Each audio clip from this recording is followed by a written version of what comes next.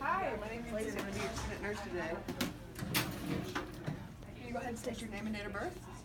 Jacob Edison, 10/6/1996. Alright, very good. Well, today we're going to put in a nasogastric tube, and we're going to actually just give you some food through the tube. So we're going to start out, and I'm going to just go ahead and do a abdominal assessment. We would look, listen, feel. So we're just going to look, make sure there's no distension. Use my stethoscope, and we're going to listen to all 4 quadrants, and then we're also going to feel for any masses or tender areas. So if the assessment was all fine, we're just going to put this straight cloth over you, and I'm going to get some gloves on.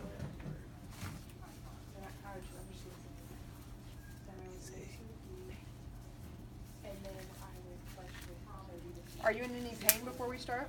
No, I'm not. And then do you have any drug allergies? No, I don't. Okay. Gloves are tight.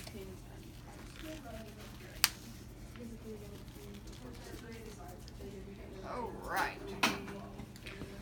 So now that that's there, we'll get out our tube. And make sure there's not any knots in it. And what we're going to do first is just measure.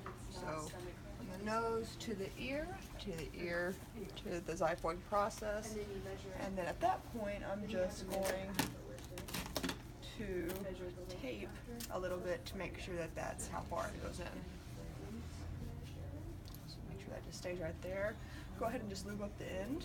Have the patient breathe to see which side of the nose is more clear. And then you would just insert it like so.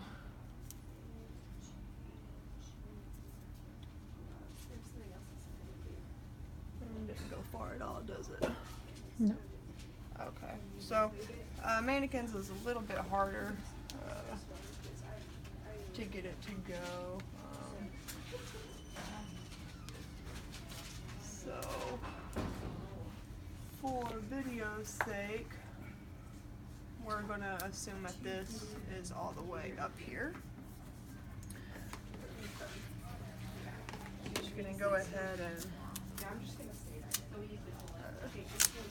tape it down to make sure I don't pull it out any while I'm doing everything else.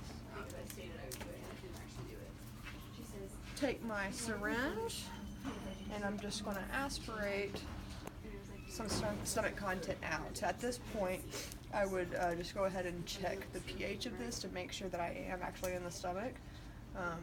And then if it is stomach content, I would go ahead and just aspirate all the remaining amount.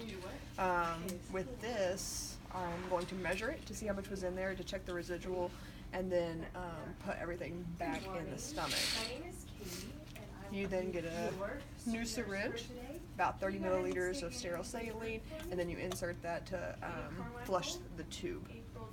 After the tube is flushed, you can go ahead and hang the bag of food. You would check for expiration date on that, and then you would adjust the height of how much you want to hang it depending on flow rate. You don't want it to go very fast, more down here.